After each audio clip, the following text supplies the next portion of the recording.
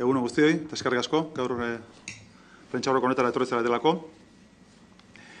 Gaurko agerraldi honen helburu nagusia zen, dagoeneko ezagutzen duzue bihar Gipuzkoarentzako egun seinalatu dela, importantea dela. Hain zuzen ere, bihar Gipuzkoako hondakinen konsortzioak lehiaketa publikora zabaltzen duelako Gipuzkoako ingurumen gunea izen hartu duen pauso importante hori, azpiegitura importante hori, ez? Bertan daukagu energia valorizatzeko gunea, incinerazio edo errauste planta bat, baina edozein kasutan gaur agertuko dugun bezala berriro ere, horrek lau azpiegitura nagusi dauzka, eta biharkoan jartzen da martxan lehiaketa publikoa. Beraz, ikuste genuen gaurko komunikazioa ezinbestekoa zala, hain zuzen ere, berriro ere gure planteamentua gizarteratzeko eta ikusteko, azkenean ematen dugun pauso hau, garrantzi izugarrizkoa dela, hain zuzen ere, danak ezagutzen duelako ze debate sortu duen, ze atzerapen izan dituen, eta ze arazo sortu duen gure lurraldean hondakinen inguruan. Eta arazo horri, irtenbidea emateko, izango da biharko kontsortzioaren bilera eta erabakia baita ere. Orduan, guk horren inguruan, errepaso txiki bat eta balorazio bat egiteko asmoa geneukan, eta gero zuen dituzuen galdera irantzutuko prest gaude baita ere. Lehenik eta behin nik esango nuke hori ez bihar hartzen dugula Gipuzkoarentzako legealdi honetako erabakirik importantenetako bat, ez baldin bada importanteena. Hartzen dugu erabakia ingurumen, azkenean gune bat edo ez, ingurumen gune nagusi hori zuibietan jartzen edo eraikitzea dijoan hori lehiaketa publiko baten bidez martxa jartzea. Eta dena dakigu lau azpiegitura nagusi edukiko dituela gune horrek, alde batetik hondakinak errausteko instalazio bat, horrekin energia sortzen da, baina valorizazio energetikoko instalazioa martxa jartzen da, eta horrekin baita ere, eraikin berdinean joango da mekaniko biologiko tratamentu bat hondakinei emango dien gune bat edo azpiegitura bat. Orduan, bi azpiegitura nagusi horiek hor daude, eta hortik aurrera baita ere, biometanizazio planta bat egongo da, eta baita ere, zepa edo oskoriak tratatzeko beste azpiegitura. Beraz, lau azpiegitura nagusi horiek egongo lirateke ingurumen gune horretan, eta esan beharra daukagu lehenik eta behin, azpiegitura ikuspegitik eta teknologia ikustegitik guk aurreikosten duguna izatea azken generaziokoa. Beraz, Europan dauden azpiegitura aurreratuenekin pare-parean egongo da azpiegitura bat. Arlo guztietan, ikuspegi teknologikotik eta baita ere ingurumen ikuspegitik. Azpiegitura honek ez du ingurumen arazoa sortzen, baizik egiten duena da, azpiegitura honek egiten duena da, ingurumen problema latz bat Gipuzkoan zegoena konpondu. Eta beraz, egiten du azkeneko teknologiekin eta beraz teknikoki eta ikuspegi medioambiental edo ingurumen ikuspegi batetik berme guztiak dituena. Hortik aurrera, nik zerbait azpimarratzekotan nagusiki eta titular bat emate harren, ez? Nik esan beharra daukat guk hitza eman genuela. Guk legealdi hasi genuenean hitza eman genio Gipuzkoako gizarteari hondakinen arazo hori konpondu ingo genuela. Eta beraz, biharko asanblarekin egiten dena da hitz hori bete. Eta nik uste dut ikuspegi politikotik horrek izugarrizko pisua daukala.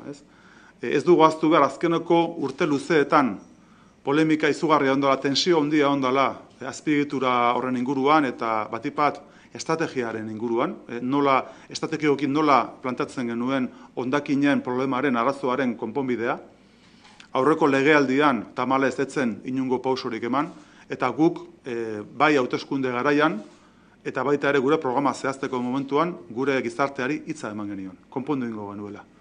Eta beraz, bai esaten dugu arrokeririk gabe, baina bai satisfakzioz edo arrotasunez, urrats hori herriaren aurrean ematen dugula, eta beraz, emandako hitza bete egiten dugula. Guretzako horre dauka, nire ustez behintzat, pisu nagusia.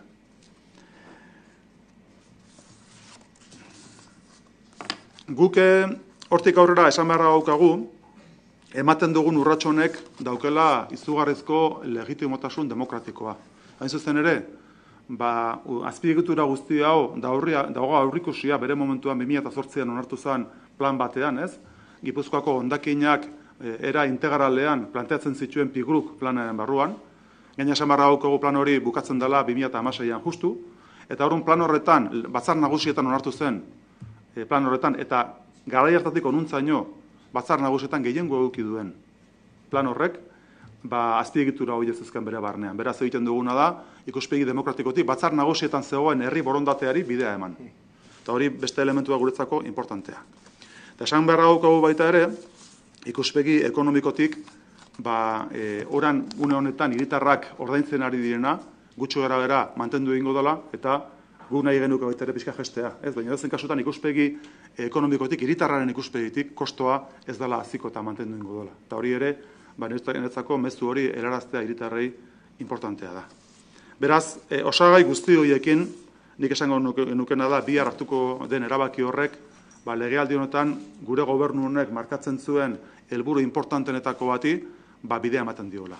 Nik esaten nuen orain dela gutxi, uztailean, aurtengo uztailean, hartzen ari gerela, ez bakarrik erabaki politiko orokor batzuk, baizik hartzen ari gerela urrats estrategiko importante batzuk konpontzeko dauzkagun arazoak eta dauzkagun erronka nagusiak. Eta hau da beste bat.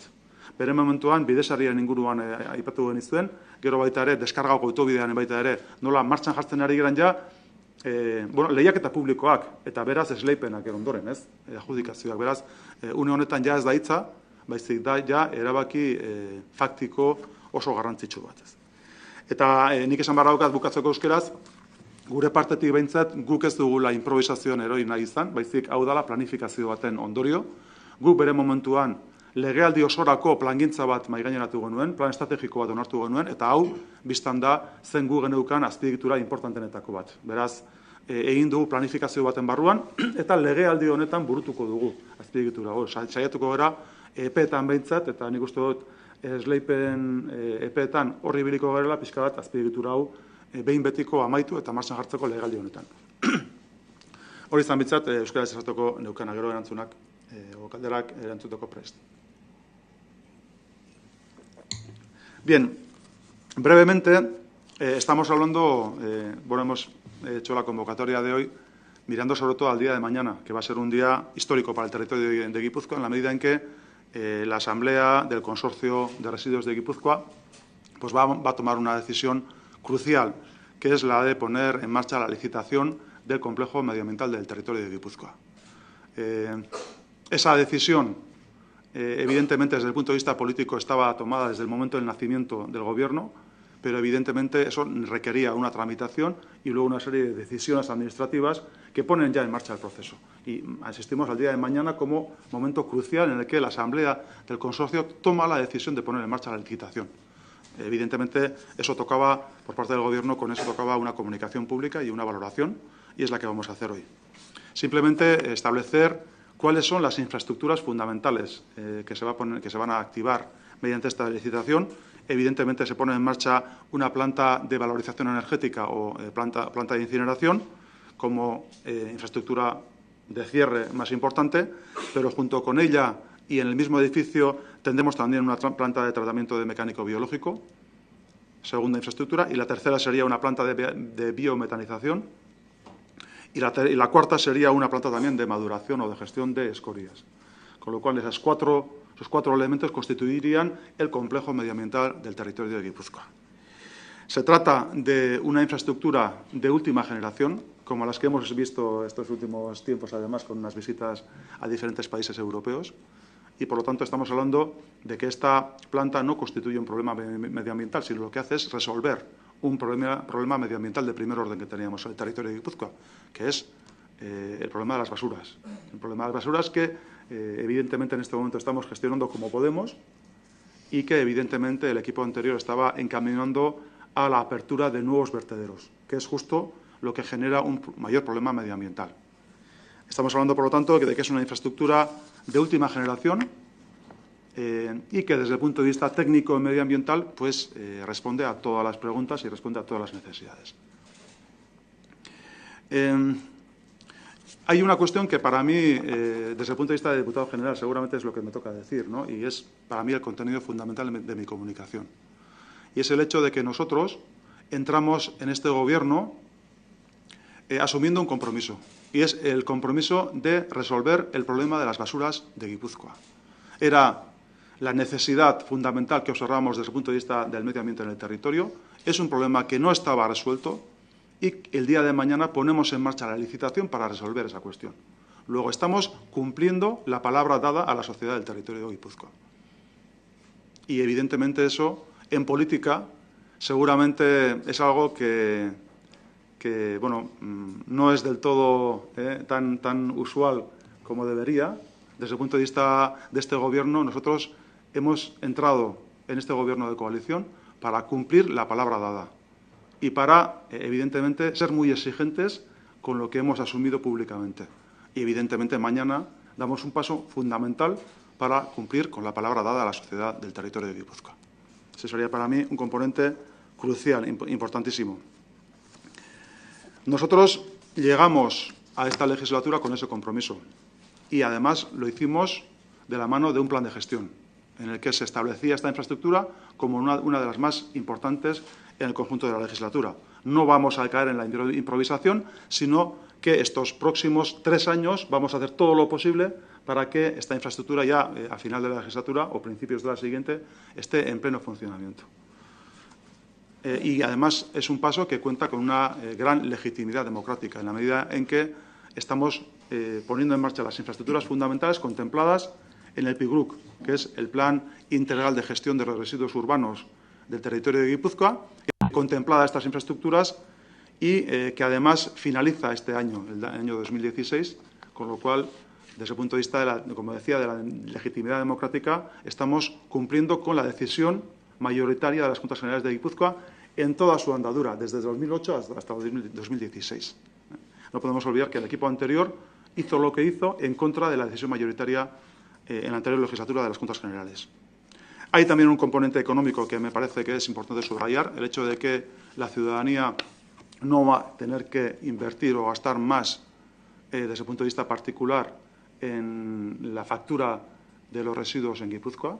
Pensamos que se va a mantener la actividad, o digamos el compromiso o el gasto ciudadano, y vamos a procurar que se reduzca, pero en todo caso nos parece importante subrayar ese hecho, ¿no? Que no se va a incrementar el gasto por parte de la ciudadanía. Y todo ello nos lleva a decir que bueno, pues el paso que se va a dar mañana, desde el punto de vista del conjunto de la legislatura, va a ser un antes y un después. Va a ser un paso que va a marcar esta legislatura y, evidentemente, va a constituir por parte de este Gobierno pues, el elemento más importante, seguramente, de la legislatura. Hortik horrela, José Ignacio, zu dago hitza.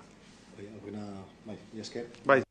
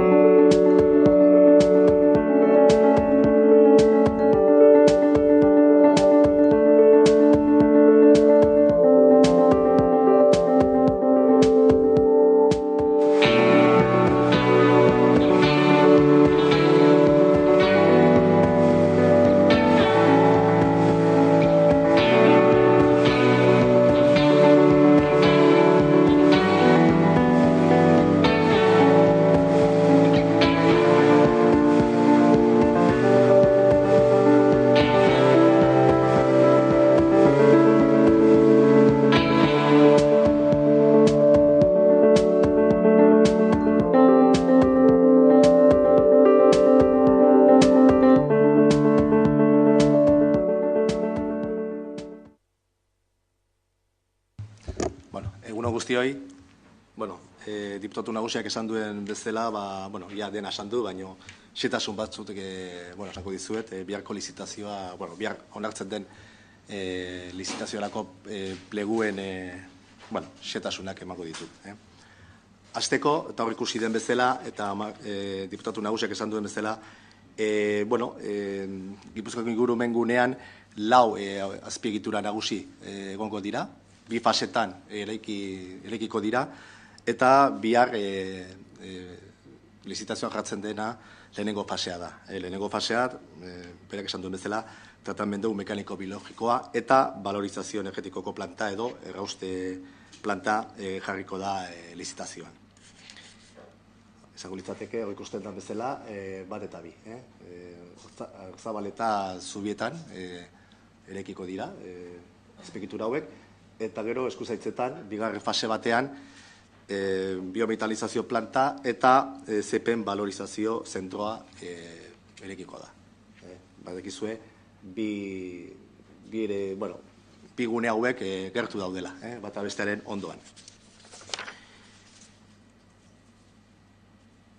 Funtzionamenduari dagokionez, nik jarrituko dut, dakoazuen aurkezpena, jungurez pasatzen horri batetik bestea, eta orain funtzionamendua nolakoa izango den aurkeztuko dizuet. Hor daukazue, 6. horrian nolakoa izango den masa azterketa edo prozesua. Lehenengo gauza esan behar dena da, errefusa iritsiko dela, errefusa frazioa iritsiko dela Zubietako gune honetara, eta lehenengo prozesua tratamentu mekaniko biologikoa izango da.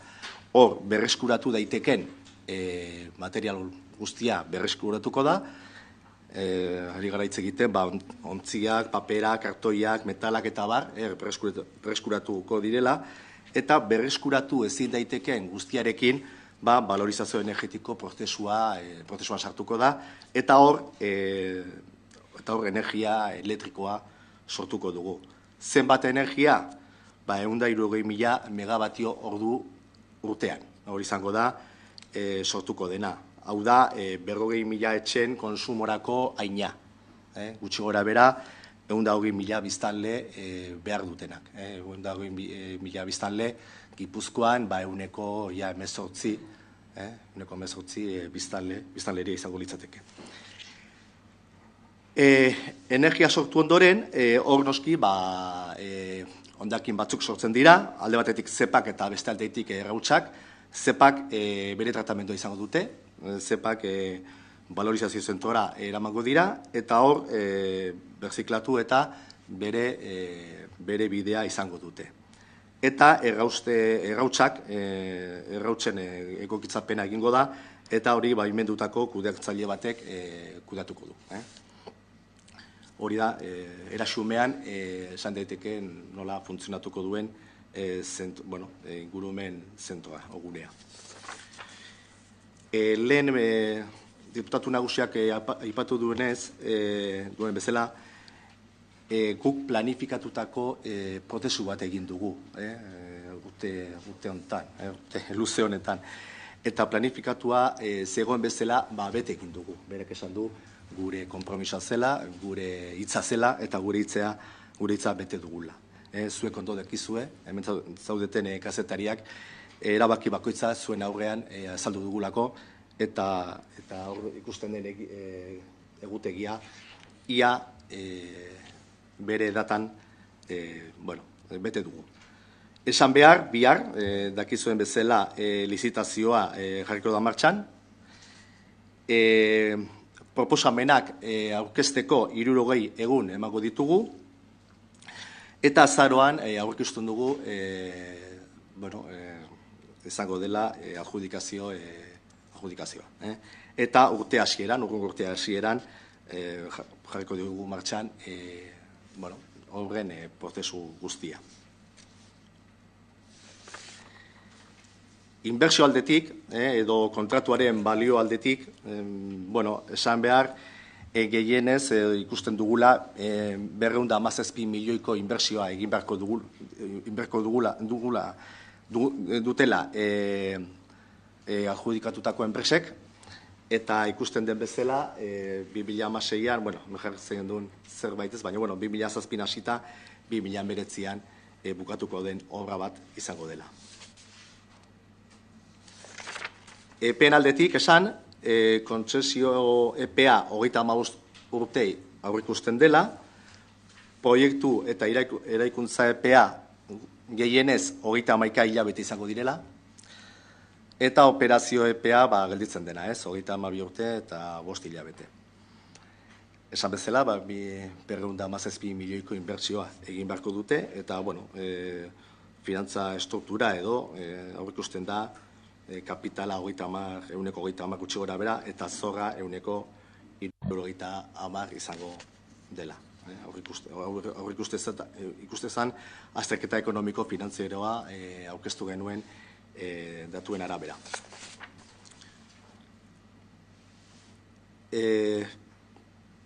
Conclusio aldetik, o por lo menos centrándome en las conclusiones del estudio de viabilidad, decir que se prevé la creación de 80 puestos de trabajo directos. Se prevé también la creación de unos 100 puestos de trabajo indirectos. En cuanto al pago o el sistema de pagos de la concesión, como se presentó también en su momento cuando presentamos el estudio de viabilidad, va a ser un sistema de pagos por disponibilidad. Básicamente el 82% del pago que va a tener el concesionario va a ser un sistema de pago por disponibilidad, de forma que nos permita también a las instituciones públicas guipuzcoanas el poder realizar, independientemente del volumen de tratamiento de residuos, la política de gestión de residuos que requiere el territorio. Va a tener una pequeña parte de pago por volumen, en el sentido de que el mantenimiento y el personal necesario para distintos volúmenes de residuo pues tenga su cabida y tenga su viabilidad también. Y al mismo tiempo, pues decir que los ingresos por energía serán por cuenta y riesgo también del concesionario. Como he comentado antes, se generará energía para 40.000 viviendas, aproximadamente un 18% de la población guipuzcoana, y decir también que con estas infraestructuras terminaremos definitivamente con los vertederos en Guipúzcoa, que es una de las políticas que hemos dicho que íbamos a cumplir desde el principio. Vertederos cero, edo zero zabortegi askotan aipatu dugun bezala. Para finalizar, y siguiendo con la valoración que ha hecho antes también el diputado general, decir, como lo podéis tomar, que hoy es un día muy importante para Guipúzcoa. Mejor que hoy mañana, cuando aprobemos la licitación de esta infraestructura, porque efectivamente va a dar una solución definitiva a la gestión de residuos. Falta nos hace, porque después de 4 años de gobierno de Bildu, donde la situación heredada ha sido absolutamente caótica, como sabéis, hemos tenido que buscar recursos fuera del territorio, incluso fuera de la comunidad autónoma, lo cual ha supuesto, como bien ha reflejado también el diputado general, un incremento de los costes en estos momentos del servicio y tratamiento de residuos que ronda los 38 millones anuales. No hay que olvidar que esa es una de las razones fundamentales por la que la situación económica en estos momentos de GHK y del consorcio pues no es para echar cohetes. Tras un año de gestión, como decíamos, pues tenemos un proyecto que lo presentamos en su momento y ahora lo llevamos a licitación. Tenemos un modelo de gestión, como también lo hemos presentado. Tenemos un plan de viabilidad que se aprobó en su momento y que ya ha estado en exposición pública. Contamos con la cobertura legal y política y democrática, como también ha reflejado perfectamente el diputado general, y que, por supuesto, pues llevaremos adelante las infraestructuras que Guipúzcoa necesita. Todo ello, ¿en qué parámetros? Y también se ha dicho aquí, y lo hemos dicho reiteradamente, en parámetros absolutamente europeos, lo que se hace en Europa.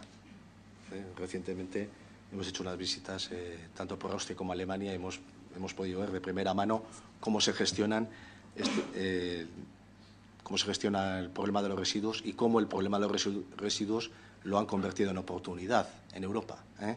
En oportunidad, y que aquí en Guipúzcoa también pretendemos hacer lo mismo. Un problema que tenemos, convirtámoslo en oportunidad de generación de riqueza para el territorio, generación de energía y generación de puestos de trabajo. Va a ser un proyecto con todas las garantías, tanto tecnológicas como medioambientales, como también ha reflejado perfectamente el diputado general, y con un espejo, y perdona que insista tanto, que el espejo es Europa. Europa, porque Europa este recorrido lo tiene hecho hace bastante tiempo.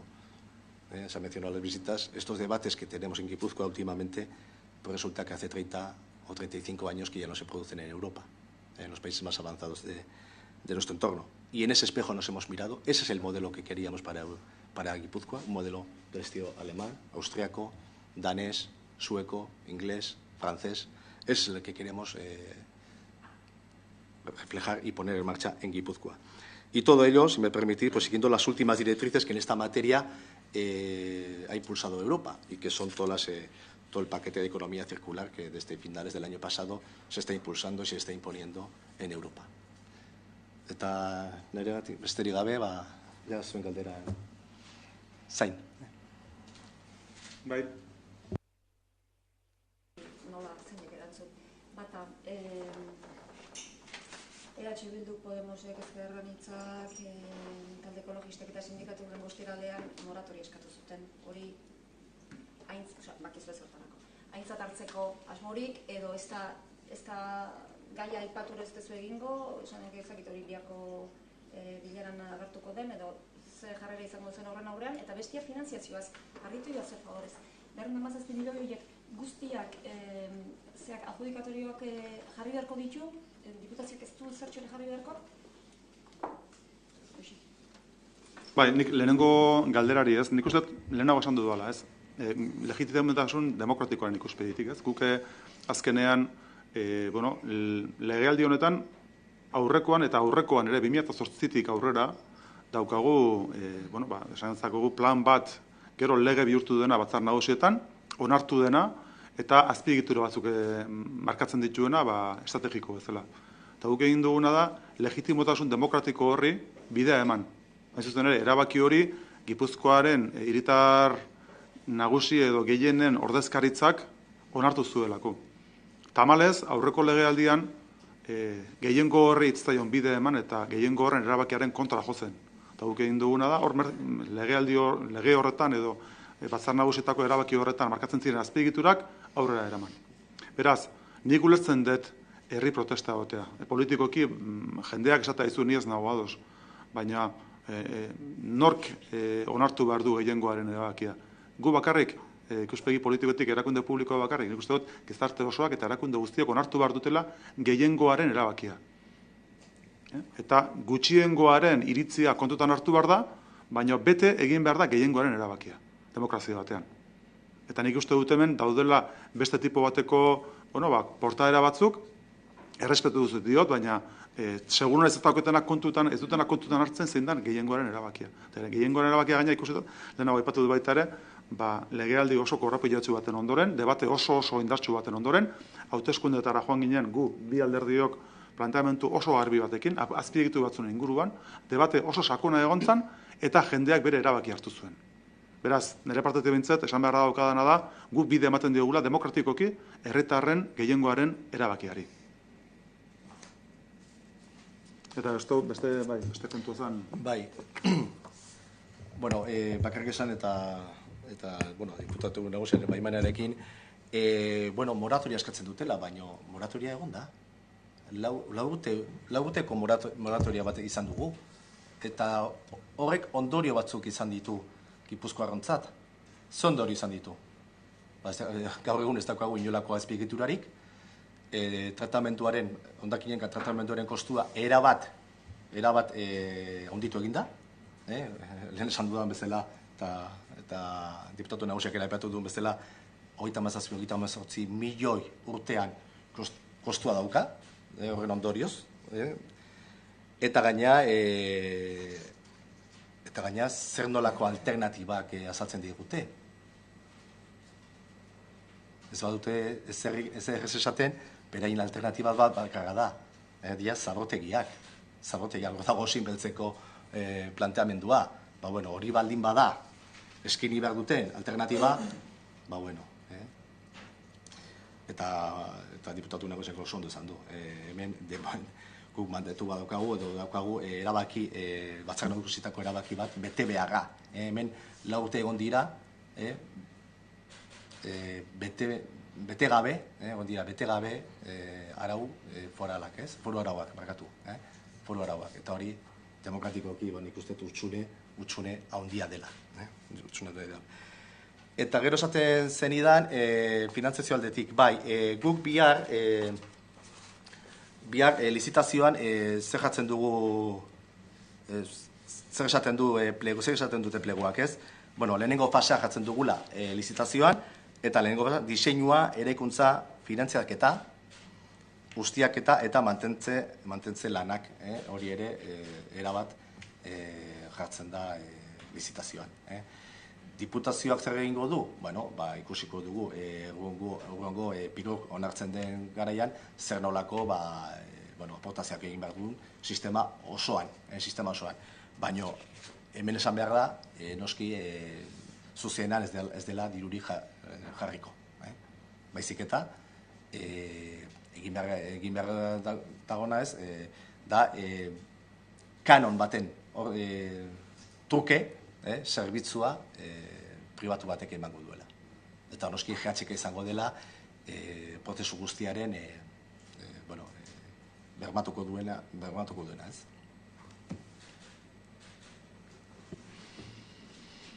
Bai. Bilera, batzar nagusia, Gustavo Lekinere kontxartzearena, hainbat udalek atzo Surbilek eta Erranik onartu zuten, badirudi igual gehiago ere onartuko dutela, hondakinak kudeatu eta erretzeko beste eredu bat aztertzearen aukera. Zer irakurketa egiten duzue horrena? Bueno, hemen ere gauza bera, ez? Guk badakagu foru arauak betetzeko daude. Foru araunek zer esaten du? Esaten du, Gipuzkoarrok zer plangintza daukagun, ez? Eta plangintza hori ez badaldatzen, hori bete beharra daukagu, ez? Eta hori jarriko dugu martxan. Beste eredu bat ez dakit zein izango den. Zabortegiak baldin badira, nik uste ez dakit pausoak atzeak dihostela ematen, ez? Orduan, guk esan dugun bezala, guk Europako herrialde aurreratuenetan ari gara begiratzen, modeloa hori izango da, eta hori jarriko dugu martxan, noski. Aipatzen zenun kanon bat, urtero kanon hori izango da, 29,6 urrentzen dut, 29,6 horiek izango dira, ezta? Hori da gehienez, hori da, prezio licitazioan edo esaten den hori. Hori da gehienez, bai. Esaten zenun urtero gaur egun 37 kostatzen dela, etorkizunean horri kandidatu beharko zaio petxatzen dut, kamioien joan etorria eta hori dena, ezta? Edo horregatik esaten duen, saiatuko zetela mantentzen edo inkluso pixka bat... Hori da. Bai, hemen bakizue garraioaren asuntoa, gaur egun bere importantzia dauka. Zer egiten dugu Zaborrekin? Zaborrak hemendik 180 kilometrora bialtzen ditugu, ez? Bai Nafarroara edo bai Kantabriara. Horre daukan kostua eta gaina ingurumenari begiratuz daukan galera izugarria da, ez? Eta hori, hori noski garraio aldetik adibidez, asko jetxiko da, ez? Kostu hori.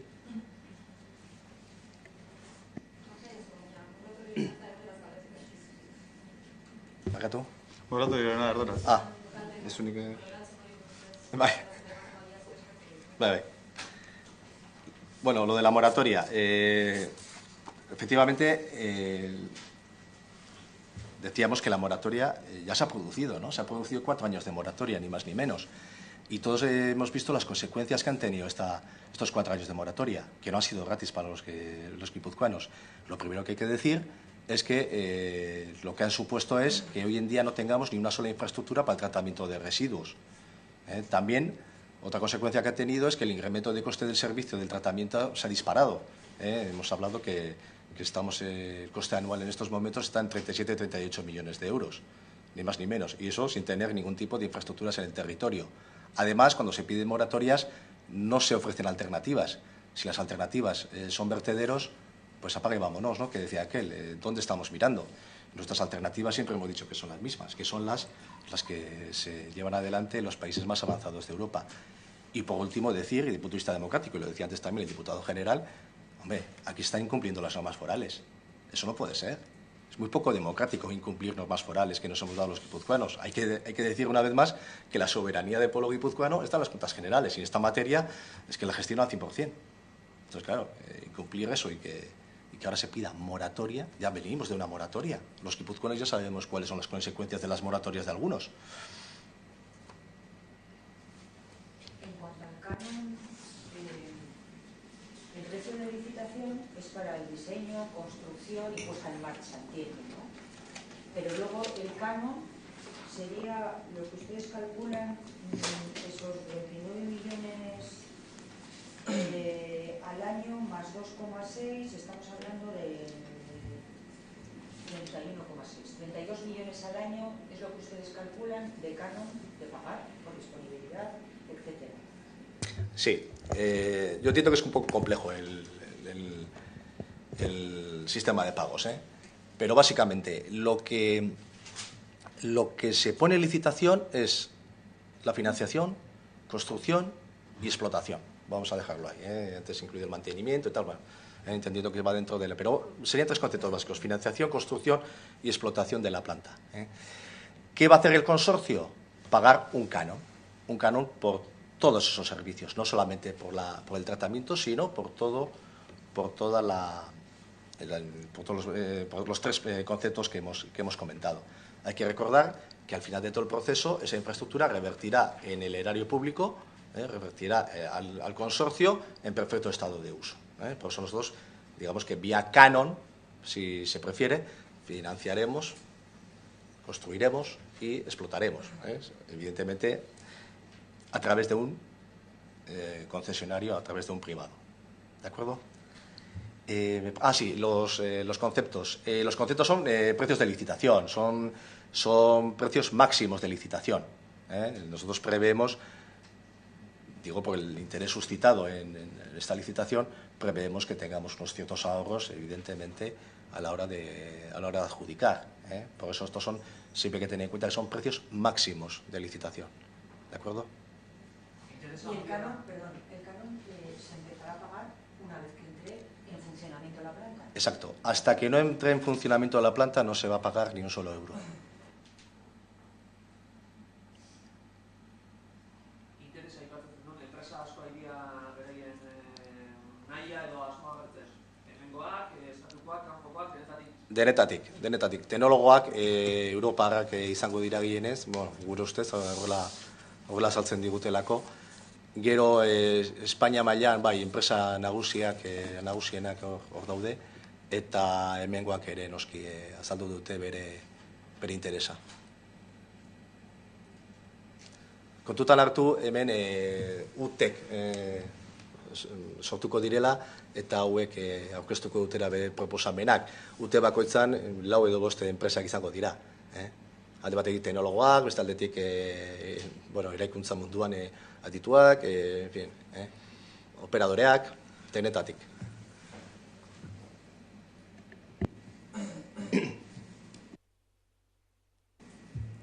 Bueno, ez dakit. Supongo que el adjudicatario de la financiación y construcción y puesta en marcha se harán varios plazos, ¿no? Y después se empieza a pagar el canon cuando entra en funcionamiento. Sí, hemos puesto antes el importe de la inversión pues por tener una referencia, ¿no? Eso es lo que siempre hemos hablado de 200 millones, aquí hemos ido. Evidentemente hay que presentar un estudio de viabilidad y el estudio de viabilidad pues marcaba que iba a tener esos 217 millones pues, repartidos en distintos conceptos, ¿no? Eso va por cuenta y riesgo del concesionario.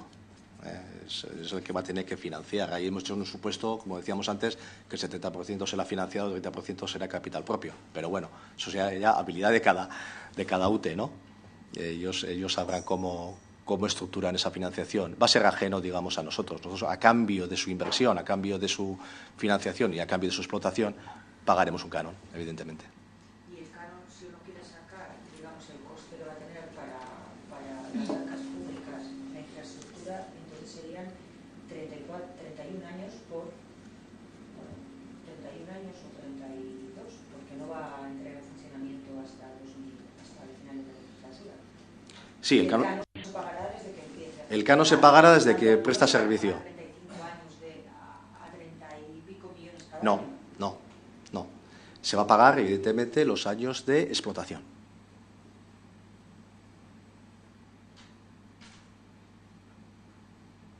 Es decir, el primer día que empieza a funcionar bueno, desde que GHK le empieza a mandar residuos, la fracción resto, de forma regular, a partir de ese día es cuando empezaremos a poner el contador a cero y empezaremos a pagar el servicio.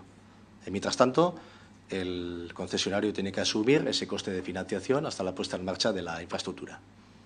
De estos 31,6 millones anuales se hace un desglose de dos partes. Supongo que una es por la disponibilidad y la otra por las toneladas que se calculan. Sí, el pago por disponibilidad es un 82% del sistema de pagos. Son los 29 millones. Son los 29 millones máximos. Siempre hablamos de precios máximos. Es decir, nadie va a poder poner, por poner un ejemplo, 30 millones en pago por disponibilidad y 0 en pago por tonelada. Eso no se va a poder hacer. Yo digo para explicar un poco el sistema. Pero bueno, el pago por disponibilidad va a ser el grueso de la financiación, un 82% de la financiación, donde bueno, el pago se va a realizar en función de una serie de parámetros, de cumplimientos de todo tipo, de calidad, de emisiones, de rendimientos, etcétera. Y luego se pone una pequeña cantidad por pago por tonelada, porque efectivamente no es lo mismo pues, que estemos al máximo de rendimiento a que estemos a un rendimiento algo menor. Entonces, ahí puede haber unos costes variables. Entonces, bueno, para hacer frente a esos costes, bien al alza o bien a la baja, pueden ser las dos cosas, pues evidentemente pues ahí se pone un pago por disponibilidad. Y luego la otra parte del ingreso, que no es desdeñable, que puede ser un 10% aproximadamente de 12, hablo un poco de memoria, pero creo que no me equivoco mucho, será los ingresos por energía, que eso sí que son a riesgo y ventura totalmente del concesionario. Es decir, tenemos tres conceptos de pago. Pago por disponibilidad, que es el grueso, pago por tonelada, dependiendo un poquito la variabilidad que se dé en las toneladas a tratar, y ingresos por energía. La energía que se genere, pues evidentemente pues será a precios de mercado del sector eléctrico.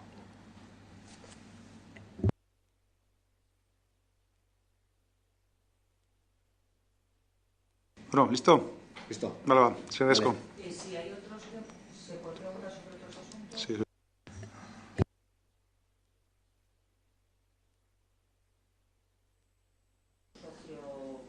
Partido Socialista sobre el tema de Chillán. Bueno, yo creo que ha tenido una rueda de prensa también Denis Itxaso previamente, y lo que ha dicho ha sido que continuamos con reuniones internas para acordar un planteamiento común. Entonces, bueno, ahí lo dejo. Tal como lo ha dicho, pues evidentemente seguimos con esa dinámica, de acuerdo. La búsqueda de acuerdo. Eso significa que ayer la reunión concluyó sin acuerdo. Eso significa que continuamos con el proceso.